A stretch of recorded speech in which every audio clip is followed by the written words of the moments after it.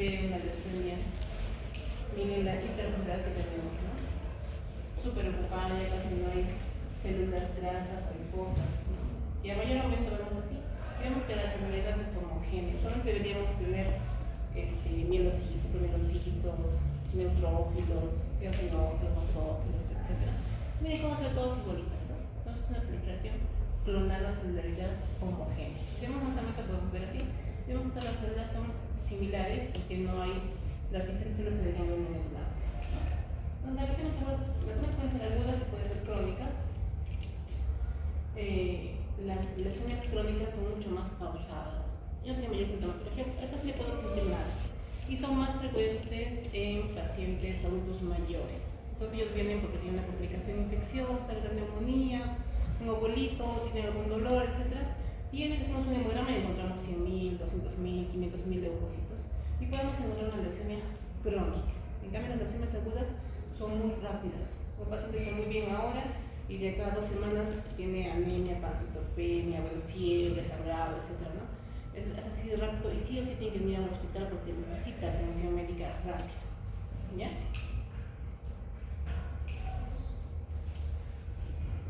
Esta es la clasificación de las neoplasias mieloides crónicas según los Melasros de 2022.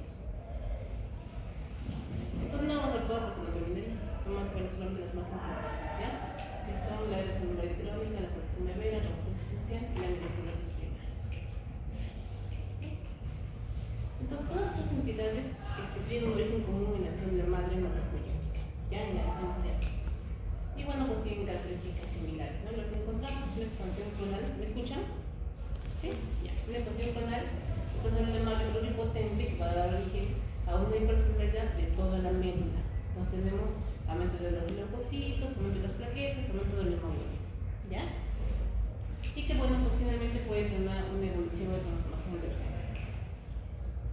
Ya conocen la hematopoiesis y en esos casos vamos a ver sí o sí en la médula ósea y también en sangre periférica todos los estadios de maduración en sangre medular y en sangre periférica. ¿Ya? Ellos se llaman parmielosis. Se ve en la lesión periódica. Vamos a ver ahora la lesión periódica.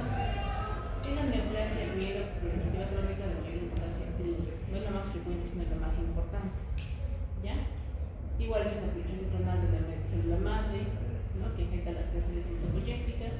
Y además de haber una gran proliferación de la serie granulocítica en la médula ósea, en la sangre periférica y en otros órganos, principalmente el vaso. También puede haber en el hígado, ¿no? Que son órganos que todavía tienen rezagos o recuerdos de la función hematopoyética que tuvieron en el periodo fetal. Entonces, como hay proliferación de todo eso, va a haber una leucocitosis intensa, van a haber, como les dije, todos los elementos de modulación de la granulopoiesis, va a haber esplenomegalia y también va a haber una disminución de la proteína leucocital.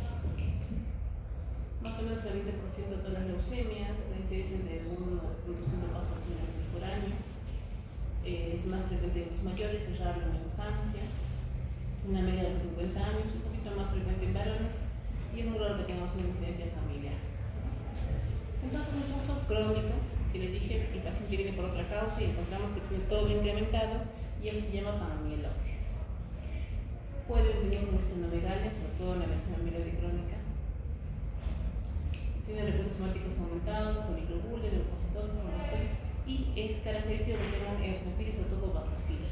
¿Se acuerdan cuánto es lo normal de basófilos en sangre periférica?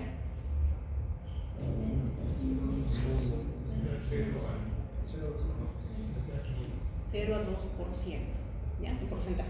Si podemos preguntar absoluto, ya podemos multiplicarlo. O sea que puede no haber ningún basófilo y puede ser normal, ¿no es cierto? Pero en esta patología suele haber basofilia hasta un 30-40%, es característico. Si no les preguntamos cuál es la patología hematológica en la cual hay más basófilos, es en la lesión mieloide crónica, ¿ya? Toda esta enfermedad puede tener varias fases y puede debutar o hacemos el diagnóstico en cualquiera de las fases. Es más frecuente que sea en la fase crónica, acelerada y blástica. En la fase crónica tenemos menos depósitos de blastos y síntomas leves, o puede ser asintomático. ¿Ya? En la fase acelerada encontramos entre 10 a 19% de blastos, más recuento de basófilos, leucocitos elevados, plaquetas también muy elevadas, o puede también haber disminución, es lo más frecuente que sean elevadas, y una evolución citogenética. En relación a la electrónica, ustedes saben que lo que predomina es el cromosoma Filadelfia, la translocación 922 o cromosoma BCR-ABL. Entonces, cuando pasamos de la fase tónica a una fase acelerada, va a haber mayor porcentaje de células que tengan esta mutación. Ya, eso se refiere a la evolución citogenética. Y en la fase plástica, pues ya hay más del 20% de blastos y pueden infiltrar otros órganos y tejidos y tienen mayor sintomatología. ¿Se acuerdan qué patología hay más del 20% de blastos? En una leucemia aguda, muy bien. Entonces, se comporta ya como una leucemia aguda. Pero no se llama leucemia aguda, se llama leucemia mieloide crónica en fase plástica. Y se comporta como una leucemia aguda. Igual hay que transfundirle, hay que hospitalizar, hay que poner terapia endovenosa, etc. Ya es una progresión de la enfermedad. Bueno, y en el laboratorio podemos encontrar piroglicemia, aumento en la LDH, la vitamina B12, alteraciones en las costas de la depositaria, supuesta sinoiga, ¿no es cierto? Esplenomegalia. Y podemos encontrar tendencia en la hemorragia, no solamente porque puede haber trombocitopenia, sino porque también las plaquetas tienen una alteración en la función. Entonces también puede haber sangrado, ¿ya? Y puede haber grado de fibrosis nodular. En todas las neoplasias mieloproliferativas crónicas puede haber un grado de fibrosis nodular, y si es que no evolucionan a leucemia, pueden evolucionar a una fibrosis medular. ¿Ya? En esa periférica encontramos todos los estudios de evaluación de la serie mieloide, ¿no es cierto? Y además podemos encontrar eritroblastos circulantes. ¿Cómo son los eritroblastos circulantes? Tienen núcleo. Los hematíes maduros no tienen núcleo. Los eritroblastos, cuando están en la médula ósea, conforme a su maduración, tienen núcleo, lo pierden antes de que el glóbulo rojo salga de la sangre periférica. En este caso podemos encontrar glóbulos rojos nucleados en la sangre periférica, ya hasta un 50% de los casos. Podemos encontrar anemia moderada también. Dijimos que lo que más había era poliglobulia, polistemia y trombocitosis. Pero puede haber a veces plaquetas seminoides, también hemoglobina disminuida. ¿Ya? Hay desde sangrado porque también hay alteración en la función de las plaquetas, disminución de la función leucocitaria, ¿no? Miren hasta el cero. Y en el aspirado de médula ósea también encontramos un intenso incremento en la celularidad hematopoyética, sobre todo de la serie granulocítica. Entonces, igual la médula ósea que la sangre periférica en estos casos. Bueno, y aquí tenemos la translocación 922, ¿no? Que nos da como producto el gen BCR-ABL. El gen BCR-ABL puede tener diferentes presentaciones, como el P190, P210 y el P230. Esta P190 es más frecuente en la presentación en las leucemias agudas, ya en la leucemia linfoide aguda. Es más frecuente en la leucemia mieloide crónica, la P210 y la P230. Sobre todo la P210. La P230 es rara, menos mal, porque se empieza su tratamiento, no responde bien al tratamiento como la leucemia que tiene el BCR-ABL y P210. Entonces, este cromosoma Filadelfia está hasta en el 95% de los casos. ¿No? Hay unos 5% que son Filadelfia negativos, que también son más difíciles. Y bueno, pues esto ya lo mencioné. Y ahí se ve. Esto es una biopsia de médula ósea. Totalmente aumentada la celularidad, ¿no? Supongo que tengo un paciente de 50 años súper aumentada. Y si más un poquito más de aumento, vemos así. Este es un megacaricito. Aquí tenemos un montón de abastonados, ¿no? Tema de neutrófilos. Todos los anaranjaditos son eosinófilos. Y los basófilos son negritos y como esto. No tienen casi citoplasma porque los glóbulos son oscuros, son más urófilos, entonces se ve como si tuviera citoplasma, más o menos así. ¿Ya? Entonces, si la leucemia es mieloide, ¿por qué hay eritroblastos en sangre? Si la mutación es mieloide. La alteración está en la célula madre. La principal, o sea, la corticoinicial. La célula Entonces, stem. es que Debería también tener, ¿no? Pero no, solamente se centra en la serie mieloide.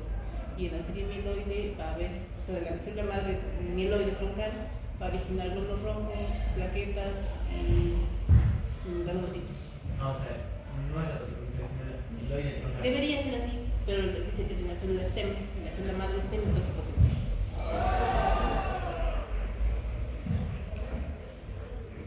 La crisis plástica se comporta como una leucemia aguda, ¿no es cierto? A veces debutan en fase plástica. Entonces hay pacientes con leucemia mieloide crónica que vienen con convulsiones, porque tienen infiltración del sistema nervioso central, ¿no? Y que pueden tener cualquier tipo de infiltración de los tejidos, ¿no? tiene un rápido deterioro del paciente y aparece lazos de sangre periférica irregular y mal pronóstico. Usualmente no responden también a la quimioterapia con una leucemia aguda de nuevo. Este es el calculación de riesgo de la lesión amiloide crónica mediante las tablas o scores de Zuccar y Hasford. Y utilizamos la edad del paciente, el tamaño del vaso, el conteo de plaquetas, la cantidad de blastos y aplicando esta fórmula vamos a tener estos resultados y lo clasificamos en riesgo bajo, intermedio o alto. ¿Ya? Y esto para qué nos servía, para ver la posibilidad de que el paciente se cure. Mientras más bajo es el riesgo, entonces tiene mejor riesgo de tratamiento. Y si es mayor el riesgo, pues tiene posibilidades de no responder bien al tratamiento y de evolucionar a fases más avanzadas, con peor pronóstico. Es el tratamiento. El tratamiento pues, son los criterios que tenemos que tener para el paciente, para poder dar el tratamiento, ¿no? Si tiene comorbilidades, son otros mayores, frecuentemente tienen hipertensión, diabetes, cardiopatía, nefropatía, etc. que hay que tener siempre en cuenta para poder dar el tratamiento. También hay que evaluar siempre la respuesta, evaluar el performance del paciente y también la toxicidad que pueda tener. A los de bajo riesgo les damos, bueno, es similar en general, les damos tratamiento con primera generación de los inhibidores de presión quinasa, que es el imatinib. Es muy bueno, ya tiene como unos 30 años en el mercado y tiene muy buena respuesta. Antes un par de pacientes evolucionaban a fase acelerada, a fase plástica y teníamos que tratar de hacer este trasplante de médula ósea y tenían una alta mortalidad.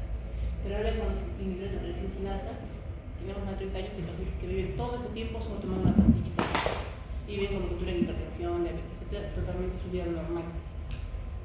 También porque pacientes responden muy bien al imatinib, cuando no responden o progresan o mantienen grados de la mutación del BCR-ABL en la sangre medular que estamos en el control, tenemos que progresar el tratamiento a segunda línea, que es el azatinib o el bosutinib, y tercera línea el nilotinib.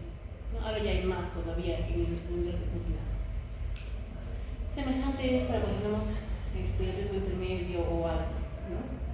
Todos los inhibidores de presión quinasa producen citopenias, los topos de neutropenia, y eso es una dificultad en el tratamiento porque el paciente se infecta, ¿no? Y tenemos que disminuir el tratamiento y eso puede progresar la enfermedad, entonces hay que estarlos valorando siempre. El azatinib puede producir derrame pleural en su uso sin que sea exceso de dosis ni nada, es una respuesta que puede tener, y el nilotinib también puede producir presiones cardíacas, entonces hay que tener en cuenta eso antes de darle al paciente, sobre todo en sus comorbilidades. Y esa es la respuesta que esperamos, ¿no? El rojo cuando no responde bien, o no es una respuesta que todavía estamos esperando, digamos, que está tardando, y en verde es una respuesta adecuada. Cuando hay un tratamiento al paciente, 3 meses debería tener menos del 10%, o puede tener hasta el 10% del BCR-ABL. A los 6 meses debería tener hasta 1%, ¿no? Y a los 12 meses debería tener ya menos de 1%. Y a los 12 meses menos de 0.1%. Debería tener. Si han visto nosotros en consultorio, le hacemos el examen molecular cada 3 meses y evaluamos la respuesta al tratamiento.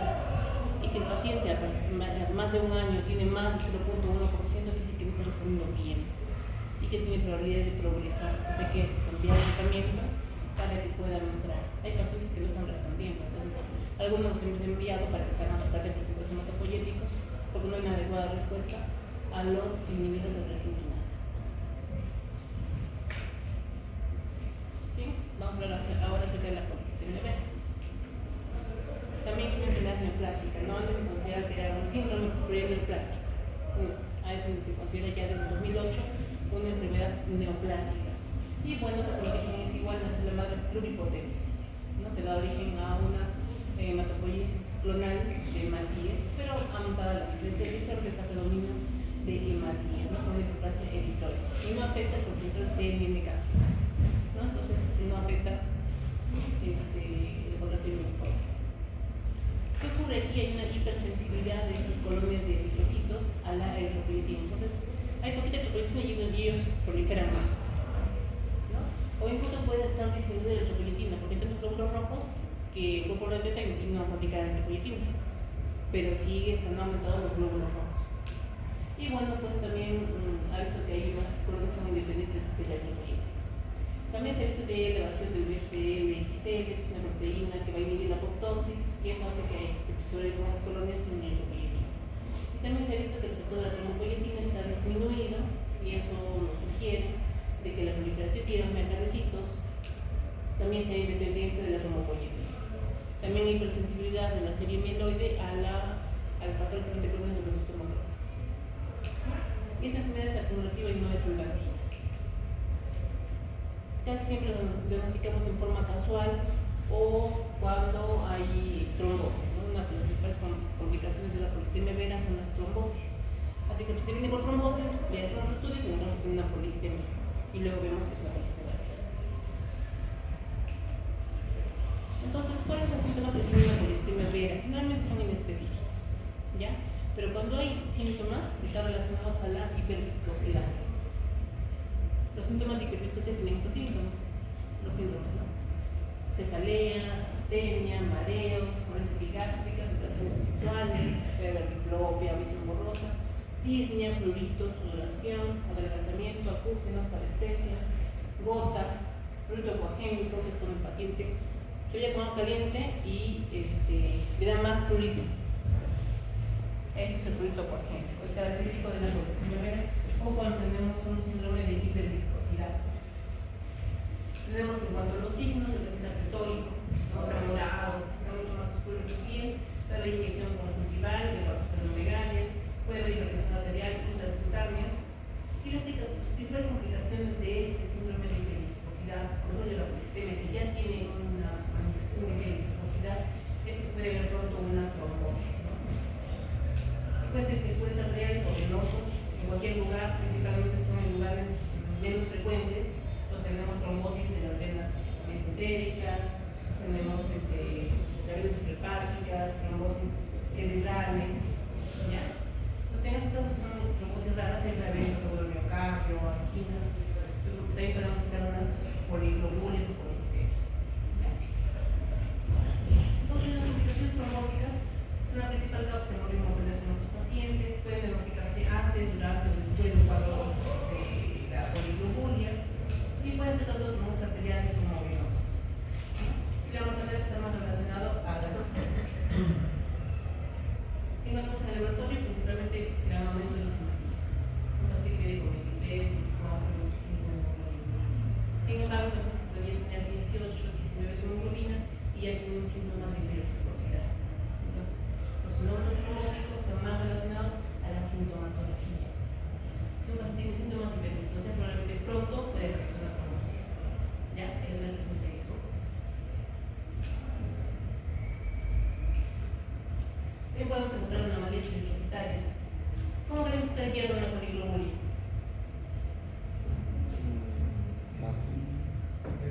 Está disminuida, ¿no es cierto? De mayor producción de glóbulos rojos. Entonces utiliza más hierro y viene a haber una deficiencia de hierro. Entonces, ¿qué es con poliglobulia? Y le decimos, señor, ya tiene que comer carne. ¿Has escuchado eso? No coman carnes rojas, le dejen comer carnes rojas. ¿Y qué hacemos? Lo pasamos a la ferropenia. Porque ellos siguen produciendo, siguen consumiendo hierro y les quedan sin hierro. Entonces tampoco pasamos a la ferropenia. ¿Ya? Entonces no les vamos a prohibir que coman carnes rojas. Que disminuyan, sí, no pueden comer más de 2 o 3 por semana carnes rojas. Pero sí hay que mantener que tengan valores normales de hierro. ¿Ya? En la ferropenia. Entonces hay hipopromia y microcitosis, también hay leucocitosis y trombocitosis. Pueden tener aumento de basómetro, pero es más que todo característico de la leucemia mieloide. ¿Ya? También hay fórmulas monocíclicas inmaduras, pero no siempre.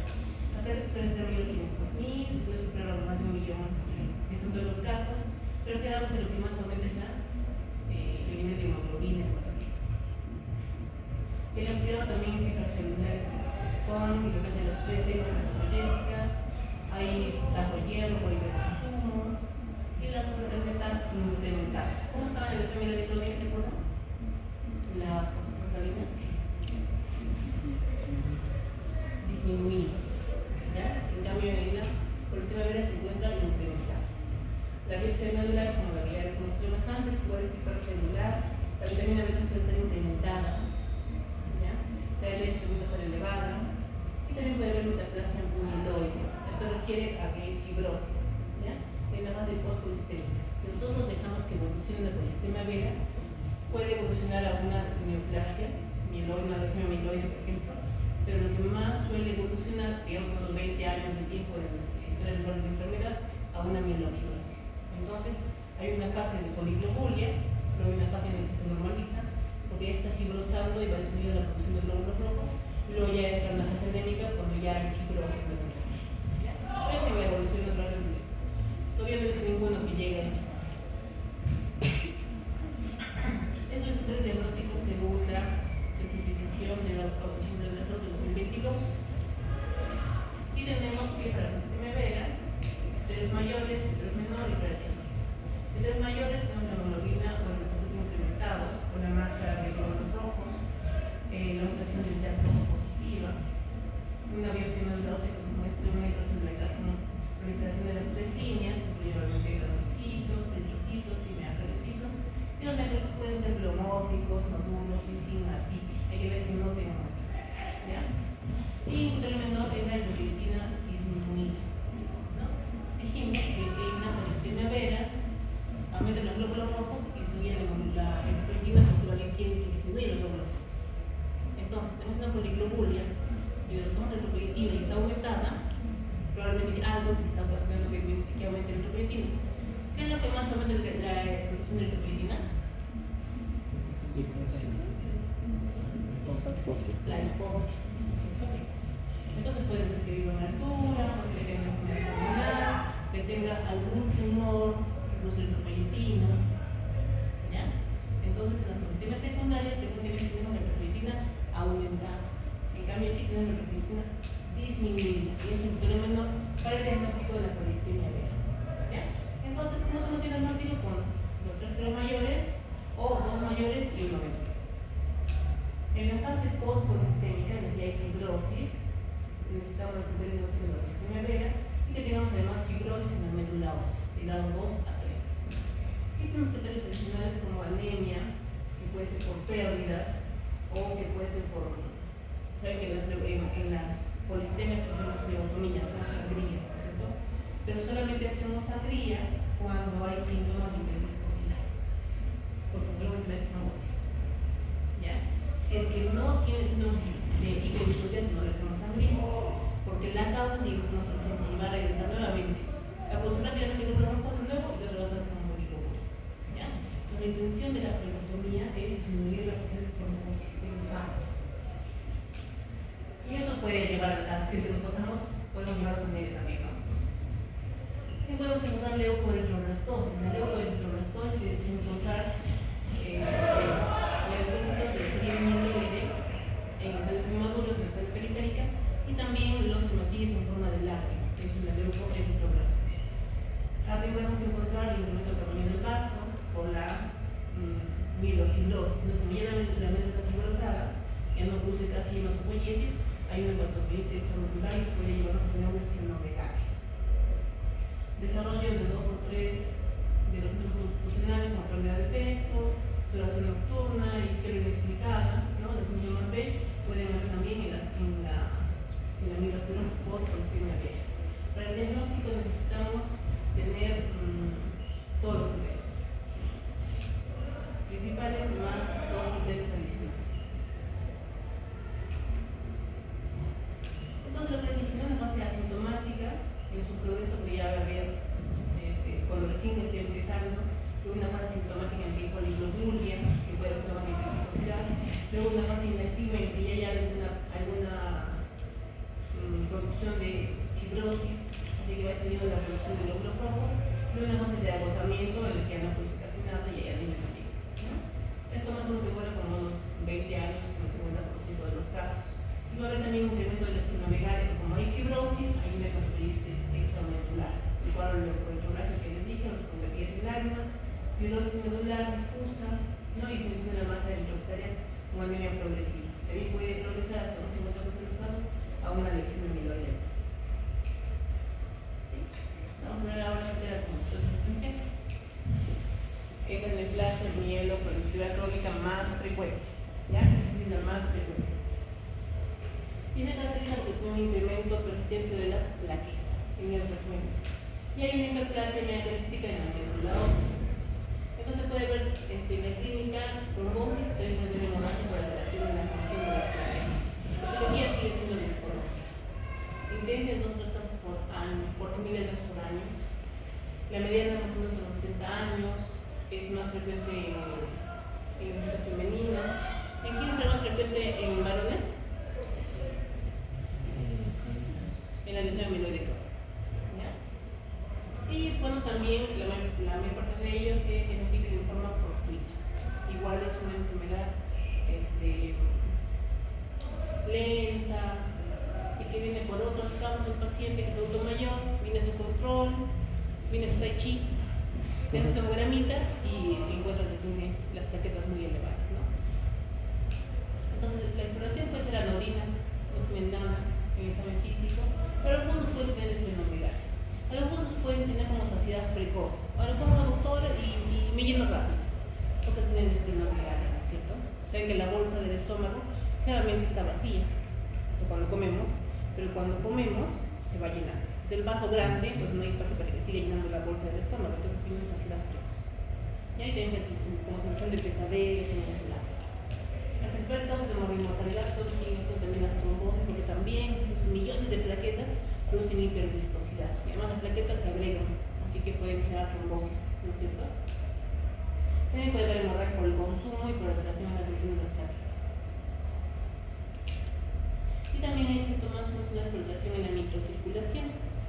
Entonces, las plaquetas se van a ir agregando y van a ir obstruyendo en la microcirculación y producen dolor, pueden producir úlceras cutáneas por obstrucción, por isquemia distal, ¿ya?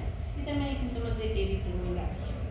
Cuando hay hiperviscosidad, sobre todo en la trombocitosis esencial. Esa eritromegalia es esa sensación de quemazón, de dolor y enrojecimiento en los dedos de las manos y en las palmas en las plantas de los pies, ¿ya? Que aumenta con el calor, disminuye con el frío, pueden progresar a corsanosis, a gangrena, porque hay una obstrucción de la circulación, de la microcirculación, sobre todo distal, ¿no? Es un fenómeno trombótico intravascular, por activación y agregación de las plaquetas, y para eso le damos aspirina, ácido salicílico, para prevenir esos casos, ¿no? Y vamos a restaurar la circulación periférica.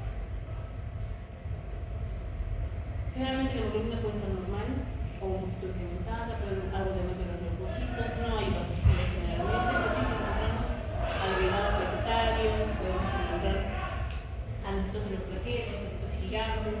En la médula ósea encontramos una gran hiperplasia amiloidocítica y en la biopsia médula ósea también encontramos hiperplasia amiloidocítica y algo puede haber de incremento del trama longitudinal de fibrosis. Otro tipo generalmente está normal y rara vez encontramos alteraciones citogenéticas.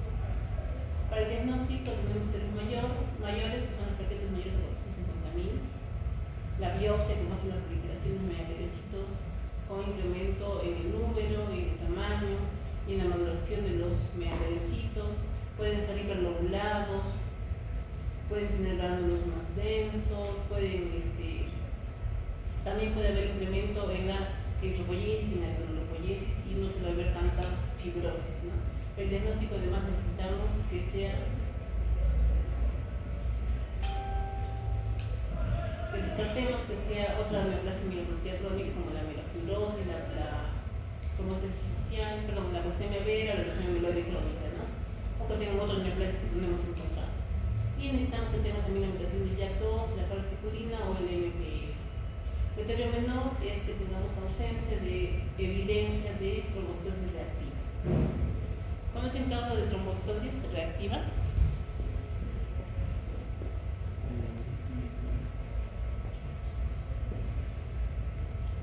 La causa más frecuente de trombocitosis son las infecciones. Ya otras infecciones pueden dar trombocitosis. Una que particularmente es frecuente de trombocitosis es el coqueluche. Puede tener hasta 1 millón, 2, 3 millones de plaquetas solamente en forma reactiva.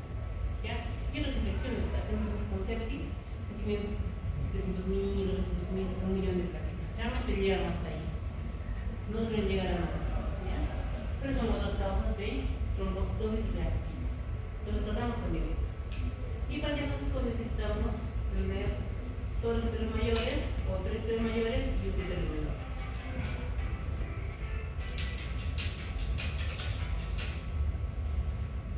Y en la fase post-trombocitosis también tenemos mielofibrosis.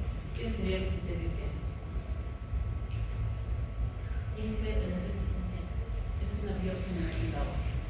¿Ya?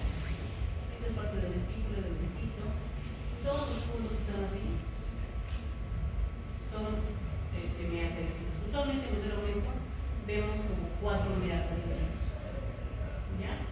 Pero miren en este campo, ¿cuántos tenemos? 1, 2, 3, 4, 5, 6, 7, 8, 9.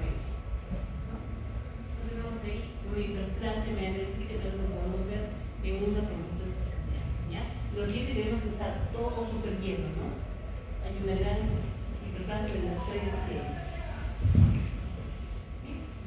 Ahora vamos a ver la mielofibrosis idiopática o mielofibrosis primaria acnogénica. La fibrosis en la médula ósea puede ser secundaria. La fibrosis es como una cicatriz. Entonces todo lo que puede ser en la médula ósea puede dar algo de cicatriz, ¿no es cierto? Infecciones como la tuberculosis, neoplasias antiguas como leucemias o metástasis de otras neoplasias, nos pueden dejar fibrosis secundaria. Y esa fibrosis en teoría puede remitir después de que se pasa la enfermedad, después de un tiempo puede disminuir esa fibrosis, ¿ya? En cambio la mielofibrosis primaria o metaplasia mieloide acnogénica no tiene una causa conocida, ¿ya? Y se acompaña de metaplasia en otros órganos, es la hematopoiesis extramedular, la metaplasia mieloide, ¿ya? Etiología igual desconocida, es una enfermedad clonal de origen en la célula madre potente como las 3 cepas, pero la alteración no es en los fibroblastos. Lo que pasa es que las plaquetas van a producir más cantidad de recrecimiento de todas las plaquetas y esto va a estimular el fibroblasto para que produzcan más y más estas reticulina, ¿no? Y eso va a ocasionar la fibrosis, ¿ya? Cuando se pusieron megacardiocitos, se almacenan las plaquetas y lo van liberando. El factor de crecimiento asociado a las plaquetas, ¿no? También tenemos un incremento del factor de transformante de crecimiento beta que va a regular la matriz extracelular, ¿no es cierto? También tenemos la calmodulina, que es un mitógeno para los fibroblastos, y se encuentran aumentados. Todo eso va a estimular los fibroblastos para que produzcan más reticulina. Es menos del 15% total de casos de mielofibrosis, de neoplasias mielofibrosis crónicas. Yo habré visto como unos 6 casos más o menos. Hay personas claramente de edad avanzada, una mediana de 65 años, pero la cuarta parte de unos 55 años, la sintomatología de inicio es insidiosa. Y lo que más hay es anemia, ¿no? Con todo el síndrome anémico, con astenia, con palidez, palpitaciones, disnea, acúfenos, edemas. Lo llevo en estado de hipermetabolismo, como un paciente hipertiroideo. El paciente hipertiroideo siempre está como agitado, como diaforético, ¿no? Son súper delgados, tal cual. Tiene febrícula, sudoración, pérdida de peso, anorexia, puede tener gota y puede tener crisis renal por la hiperglicemia y tiene una gran esplenomegalia. Los que tienen más esplenomegalia son los que tienen fibrosis medular, ¿ya? Parece embarazado, literal. Es un paso que está por debajo, es intrapélvico y que pasa a la línea media. El paciente dice como que estuviera embarazado. El siguiente paso gigante también es en la leucemia mieloide crónica, ¿ya? Y la leucemia mieloide crónica responde más o menos bien a la transaminasa quinasa y va, desaparece el vaso, quedan totalmente delgados, ¿no? En la mielofibrosis primaria es más difícil tratamiento. Y eso pues les produce muchas molestias porque se pesa. Es como una señora embarazada todo el tiempo, entonces tiene dolor lumbar, tiene la sensación de pesadez y también pueden haber infartos espléndicos y eso les ocasiona dolor. ¿Ya? Hay que sangrado por la trombocitopenia, hay mal crecimiento de las plaquetas, hay pruritos, se lesiona la piel con el prurito, también hay complicaciones trombóticas, arteriales y venosas, y podemos encontrar después de esplenomegalia, hepatomegalia y la palidez por la anemia. La anemia, generalmente se notifica monocrómica, es lo más frecuente en el 80% de los casos, y pues tiene varios orígenes. Uno, porque hay una producción medular ineficaz, ¿no es cierto? Hay mielofibrosis que no produce la médula ósea. Otra, porque es ineficaz, lo poquito que produce es anormal, se destruye. Y luego también hay un hiperesperismo, ese vaso que está tan grande, empieza también a destruir más, y hay un hiperesperismo y también puede haber destrucción de origen inmune. Entonces, todo eso va a llevar a que tengan más anemia en los pacientes, ¿ya? Y en la sangre periférica pues encontramos policromasia, necesitosis, hipertensión y característicos los glóbulos rojos con forma de lágrima. El síndrome leucotroblástico con presencia de eritroblastos, células mieloides y nódulos de la sangre periférica.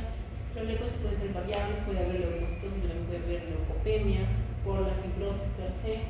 Hay trombocitopenia, las plaquetas también son alteradas, puede haber puede haber plaquetas azules o vaporalizadas, la proteína se encuentra incrementada. ¿Cómo se encontraba en la polistemia?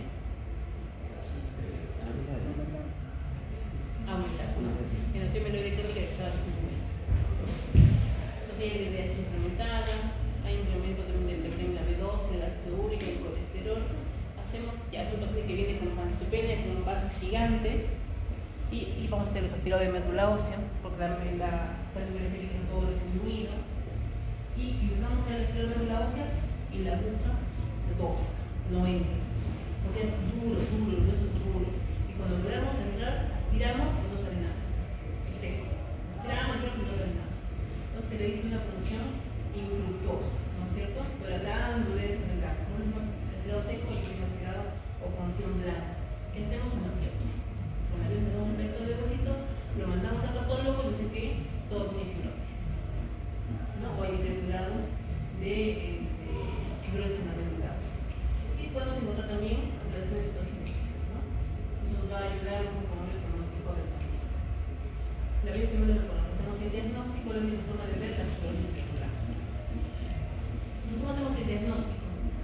Encontramos una fibrosis en la médula ósea, no tenemos ninguna causa que la justifique, además encontramos esplenomegalia, síndrome leuconeoplástico, hiperpilostosis de eritrocitos, y bueno, pues el diagnóstico es amplio porque excluye todas las demás causas de fibrosis medular. Tiene de criterios, de los mayores, menores y diagnósticos. De los mayores, la biopsia medular ósea que nos va a exponer la proliferación media de eritrocitos con atipia y con fibrosis que sea menor al grado 2. Una celularidad estimular incrementada, con proliferación de los adultos generalmente, ¿no? También puede haber una disminución de la lipoyesis. También encontramos aquí mutación del JAK2, de la corticolina o de la MPL, ¿no? Y podemos encontrar presencia de otro marcador clonal en ausencia de una médula ósea con fibrosis reactiva, digamos otra causa de la fibrosis medular. Y para el diagnóstico necesitamos que hayamos descartado que tenga otra neoplasia o que tenga cualquiera de las otras neoplasias reactivas que sean BCR-ABL positiva. Un criterio menor, la anemia, cuando tengamos una causa específica, leucocitos mayor a 11.000, esplenomegalia palpable, la LDH por encima de 1 gramo de referencia, ¿no? Para el diagnóstico necesitamos los tres mayores, no sino que puede o no tener el criterio menor. Y bueno, tenemos la fibrosis por encima de esa fibrótica. Y así es como evaluamos la metastanosis. ¿Ya? Estadio 0, hay fibrosis escasas y no se intersecan entre sí. ¿Ya? En el primer grado tenemos fibrosis abundantes, pero que se pueden entrelazar y son más frecuentes en las zonas perivasculares. En el grado 2 son abundantes, se entrelazan y también de fibrosis de colágeno u osteosclerosis focal. Y en el grado 3 hay un aumento marcado de la fibrosis muscular, fibras de colágeno muy gruesas, hay osteosclerosis, ¿ya? Y se ve así. De poquitas, no se entrelazan, más se entrelazan, son más frecuentes por alrededor de los sanguíneos. En el grado 2 ya puede haber más colágeno y aquí ya puede haber la osteosclerosis, ¿no? En el grado 3. Así que cuando ven la fibrosis de la médula ósea, aquí pues ya no hay dónde fabricar hematopoiesis, ¿no? Y con la relación de colágeno y de osteosclerosis. Aquí el seno, que casi no hay colágeno, y aquí, como ven, tenemos mucho grado de colágeno y de osteosclerosis. El curso es crónico, tiene una anemización progresiva, gran requerimiento institucional, tanto de encontrado de matillas como de encontrado de plaquetas. Suelen hacer retractabilidad, ya nos ponemos, viene con plaquetas, le ponemos la transfusión, sale con sintomía. Tiene una activación de los anticuerpos y destruye las plaquetas, inclusive las estamos transfundiendo. Entonces viene este tratamiento, ¿no? Y tenemos como estas derivadas en el agravamiento del vaso, los síntomas constitucionales, cada vez más delgado, más caquético, los síntomas de la gota. Es bien difícil la protección de estos pacientes. El tratamiento definitivo con los pacientes es trasplante de corticoides hematopoyéticos. ¿Ya? He visto algunos pacientes que inclusive han recaído después del trasplante y igual han fallecido. Pero antes de eso podemos tratarlos con la evolución no es muy rápida con hidroxicarbamida, que también utilizamos en la PSMB y en la función existencial.